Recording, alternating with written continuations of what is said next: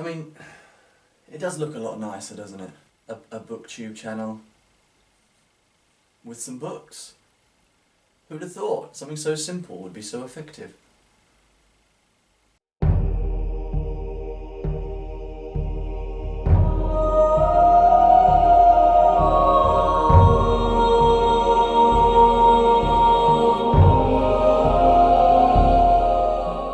Hello there, how are we all doing? If you are new to the channel, my name is Mark. This is Toast Dragon Fantasy, where I talk about fantasy things. And in today's video, it's a treat. It's a treat for the eyes and a treat for the ears. It's a wrap-up. I'm doing a wrap-up. I'm doing a traditional booktube thing. I mean, who'd have thought? I'm going to be going through the 3 books that I read in May. I'm also going to be going through one audiobook that I listened to in May, because that's what you do with audiobooks. And I will be applying my dragon scale to the books.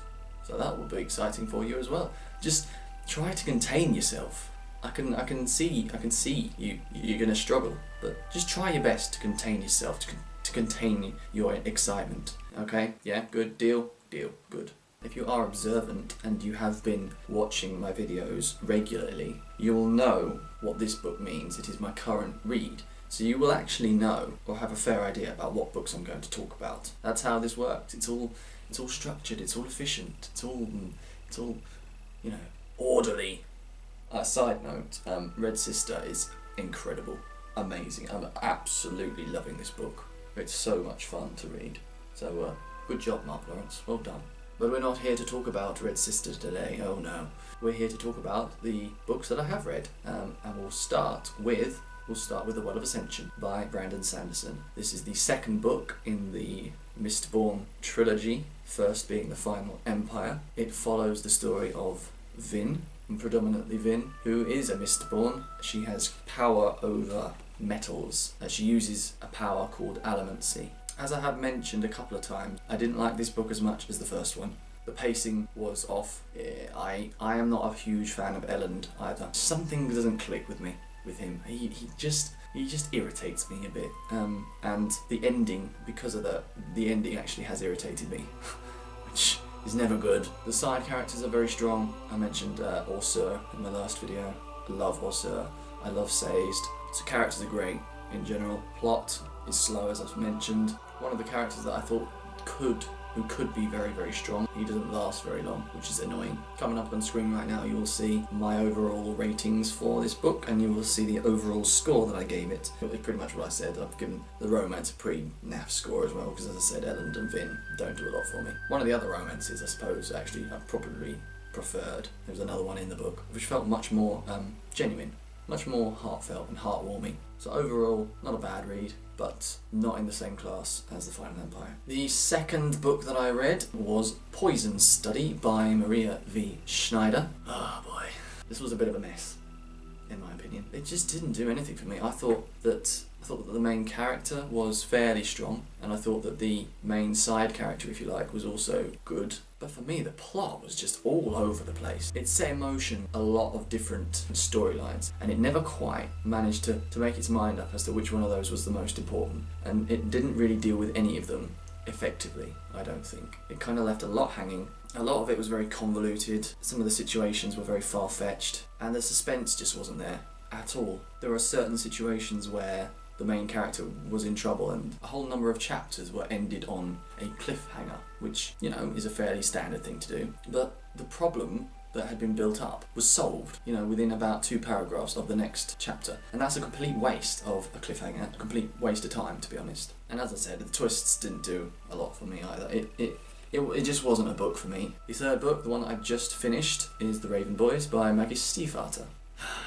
Right. I thought that the characters of this book were brilliant. I loved them. I thought they were all so well developed, and that is a tough thing to do when you have like a group of characters that almost have equal bearing. You've obviously got Blue, who is perhaps the main character, but then you've got the Raven Boys, all of whom are given ample time to shine and plenty of opportunity to show what they're about. And they're all so different, they all complement each other so well, and it makes for a wonderful set of characters. My only bugbear with the characters is I don't feel as though they needed quite so many aunts. They didn't get the same treatment as the Raven boys. They felt weaker. I liked Persephone. She had enough individuality about her, but the others, they didn't do anything for me. I got a bit bored of them, to be honest. And as for the plot to this book, well, that's a bit of a mind screw, that. It didn't do a lot for me.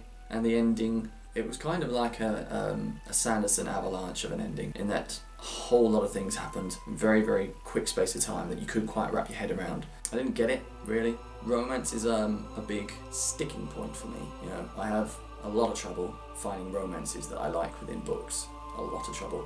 This one didn't do that badly. I thought Blue was very believable, and I thought her emotions were very believable, and I thought her reactions to the Raven boys were. I thought the same about Adam, and I thought the same about Gansey. I thought that was a big strength of the book, actually, which is rare for me to say. But overall, not a bad read. Probably not enough to get me to read the sequels. Let's be honest, there's just too many books out there. So maybe in the future, but I don't think it will be a priority, unfortunately. And the fourth book I'm going to talk about is Blood of Elves by Andrzej Sapkowski.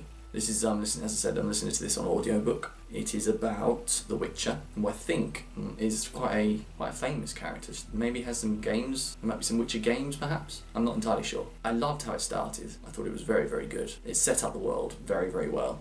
It set up the premise very, very well. But as it's gone on, and I'm probably about 80% of the way through, which is why I'm talking about it. I don't know how it ends. But as it's gone on, it's almost all dialogue. It's a very, very strange structure, and that has really grated on me, and I think that's really cost the book its pace. The narrator does a very, very good job to hold it together. I think if it hadn't been such a strong narrator, I'd have probably given up on this book, to be honest. The plot is a bit naff. There's not a lot happening. It's very much, I'd say it's very much more a character-driven book rather than a plot-driven book.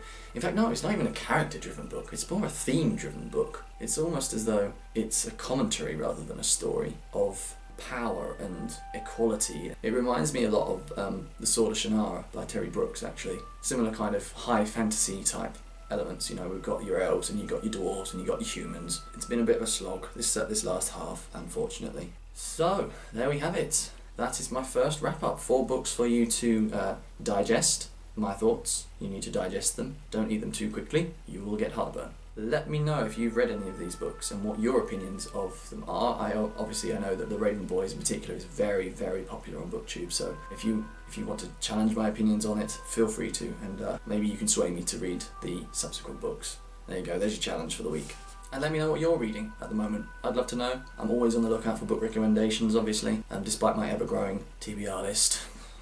If you did enjoy today's video, please don't forget to give it a thumbs up. And if you liked this video and you feel like they are the type of video that you would like to watch in the future, please subscribe to the channel. That is all that needs to be said for this wrap-up, so with that being said, my name is Mark, this is Toast Dragon Fantasy, and I will hopefully see you in the next video.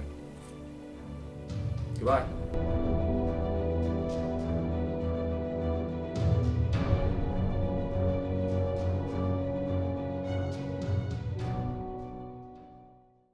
I'm sorry, mate, but your place is not up there anymore. That place is for books, okay? I know you're sad, but maybe you can make a guest appearance in another video.